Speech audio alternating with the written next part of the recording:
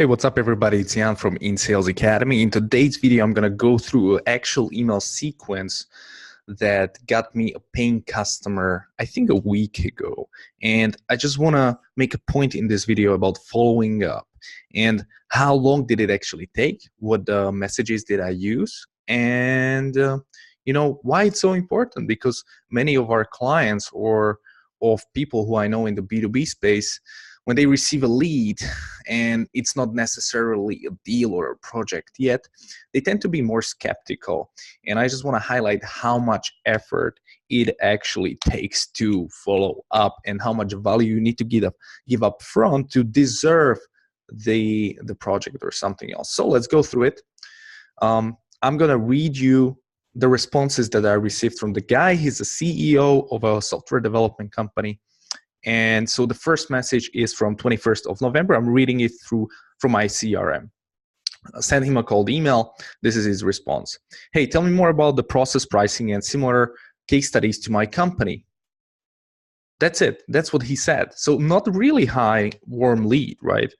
And so my positioning at that point was, okay, we need to get this guy on the call because everybody who's talking about pricing and all these kind of things, like I need more information, is usually somebody who has experience with this and is kind of skeptical, right? Because we do B2B lead gen or B2B marketing at the moment.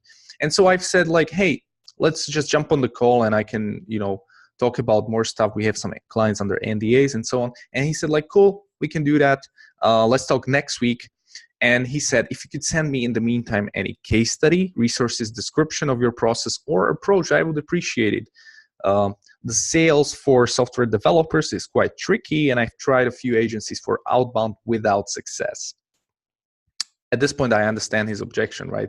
And I just need to speak with him. I just need to show him that we are different, because we're the only company who does this for software developers, right? Or for IT companies. So I said, cool. We'll speak with you and let's see how it goes. Now, send him an invitation, right? And he said, any other day than Monday. Now, this was November 26th. So 5 days later, he said, any other day than Monday. He sent me his Calendly link. I picked the date and nothing happened. 26th of November, he's saying, busy week, let's talk tomorrow. And he sent me his Calendly link. He canceled actually at that day our meeting, so I had to reschedule through the Calendly link. I said, cool, no problem there. 2 days later, November 28th, I'm saying, hey, I noticed you canceled again. This is the second time he canceled the appointment from Calendly link. And I was like, what's going on? And he said, hey, I'm sorry, I'm extremely busy till Christmas and each day is like a roller coaster. Tomorrow I'm out of the office till the end of the week. Let's catch up next week. And I'm like, okay. Great. So let's catch up next week. That was December 10th. So you guys see, nothing still is happening, and I'm still following up. It's been a month almost. Now, the next message, no, this was November 29th, sorry. Next message is on December 3rd. He's saying, yeah, let's do a call tomorrow, or on Wednesday, need to leave the office earlier today. I'm like, cool, let's do it. Send him an invitation, and he's saying, hey, could you do it earlier between 10 to 4 p.m.? I'm like, sure. Now I'm sending him this, and I've had to reschedule myself. So I said, let's try tomorrow at 6 p.m. And finally the call happened. So I was so happy that this happened, and I was really excited that I got him, I got him on the line, so to speak. And so we spoke for about half an hour. He told me he tried 5 different agencies. Now that's a lot. He also has his own team, and they were doing outbound and so on. And so I learned a lot in that call, and I said, cool, let me just show you what we can do. He's super skeptical at this moment, right? He doesn't trust anyone. And so December 5th, he said, thanks for yesterday's call. I'm sending you an email content, and feel free to send me any case studies and valuable, because I'm a data-driven guy. So what I had to prove to him is that we have a good copy. We can write really good emails or LinkedIn invitations. So what I told him on that call was that, hey, why don't you send me what you guys are sending now, all your text messages or your LinkedIn invitations or your email scripts. I'll rewrite one of them, and I'll share it with you. You can just use it. It's gonna increase your response rate, and it's for free. He said, cool, let's do it. He sent me the docs, and I actually rewrote it. But what I said to him, I said, hey, I'll do this, but I need to speak with you, and I want to explain why am I doing things like I'm doing, so you can see our process. And he was like, cool. So I think this is December 10th. He said, let's talk tomorrow. And we were scheduling this call where we were going through these LinkedIn messages and emails. And so we got to the call on December 11th. We spoke about it. He wanted a lot of discounts. And he said, let us connect in January. This was before Christmas, December 11th. And he said, for 80%, I'm sure I want to do this. And I'm like, cool, let's do it. Now, then Christmas comes by, right? Nothing's happening. And January 9th, I'm following up. Hey, hope you had a good holiday, blah, blah, blah. I was wondering, last time you mentioned that you want to try this. So what's happening? Let's jump on a call. He doesn't come back. January 16th, I say another follow-up. And he's saying, hi, Jan, quite busy this week or next week. Can we talk via email? Talk in quotation marks. Just send me a message over an email. And I'm like, okay, so he's really cold. He doesn't want to do this anymore, probably. So I'm like, all right, January 24th, I'm sending him this big ass email, and I'm pitching him on consulting, basically rewriting his email sequences and so on. So at least there's some sort of value there he can get from me, and we can sort of have an initial buy-in into the company. He doesn't come back. Now it's February 6th.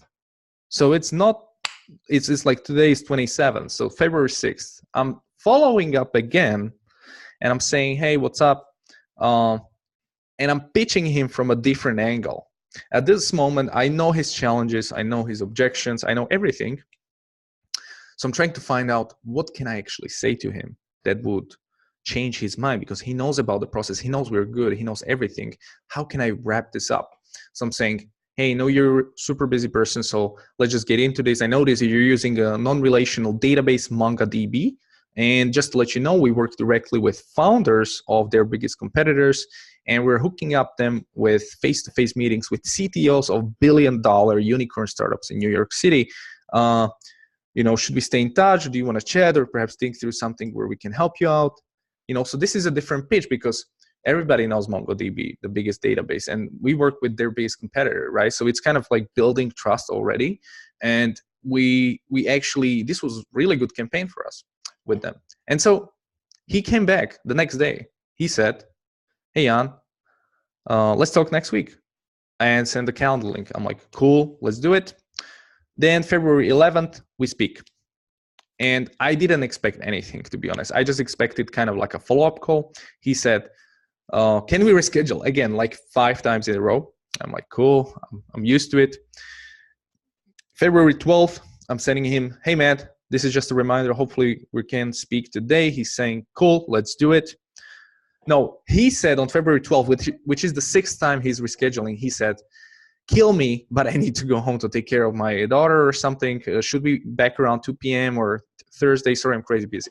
I'm like, God damn, this guy is really busy. February 14th, finally we get to chat. And he tells me all the kind of things that, he's a super busy guy, but we were speaking for about half an hour. He's telling me like, okay, I'm getting rid of my sales team. I'm actually trying to outsource this whole function, and I'm going to consider you guys to do this. We negotiated the price, and we said, cool, let's do it. I'll be happy to run through this. Signed an NDA that day, February 26th, February 14th, February 15th, I think, or February 18th, I think, last Friday, that was February 22nd. We've done the assessment with my colleague, sat down for 2 hours. We went through their project database. And right now we're in the process of assessment still, and we're going to continue with the campaign next month. So I just want to highlight to you guys, this took me, basically, this is February 20th, 2nd, and we started from November 16. That is 3 months. 3 months of active follow-up every week, giving value, showing that, writing messages, showing this, showing that, showing this, just constant value different angles, pitching from different angles, doing all kinds of stuff. So you can see I spoke to him, there was nothing, but I kept following up. And this is what you guys need to do. If you have a lead and you just don't find any match right now, continue build that relationship. Every week send them a message. I notice you guys have a new website. Awesome. What's going on? Notice you guys just raised a new round of funding. Notice that this happened, right? Continue build that relationship. Pitch them from different angles. They already know you at that point, and it's going to be easier for them to get to that call or something.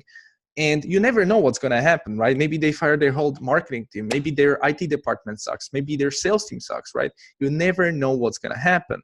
At that point, they're going to think of you. And when you are actively following up, they'll say, hey, this guy's persistent. I'm trusting him. Let's do it. And let's do it. Just wanted to show you guys. And we don't do big gangster deals for millions of dollars, right? And this is kind of a smaller deal to us. And it still took a lot of time to follow up. So imagine if you're pitching development projects, or if you're pitching IT, product, enterprise sales. Guys, this is a long run. This takes months. And it's not even at the proposal stage, right? This guy never actually received a proposal, I think. Or maybe he did, I'm not sure. But you guys get my point. Follow up, actively follow up. And always have to pitch them from different angles. This is super hard to automate. And I just don't know how to automate this, because these people won't react to this. They're kind of colorblind to automated follow-up. So I think just making notes in CRM and continually following up is huge, and it's going to bear fruit, not now, but later. So trust the process of following up. Trust it. Be unique. Be innovative in each follow-up. Give, and then jab, right hook. Close the deal. That's what I am here to say. Hopefully this made sense. If you guys want to ask me anything, ask me anything. I'm actually starting a podcast. I've already booked a bunch of superstar guests. So you guys want to be on my podcast, email me. Hey, thanks for watching. Hopefully it helped you guys, and let's be in touch later. Go to insalesacademy.com. Bye.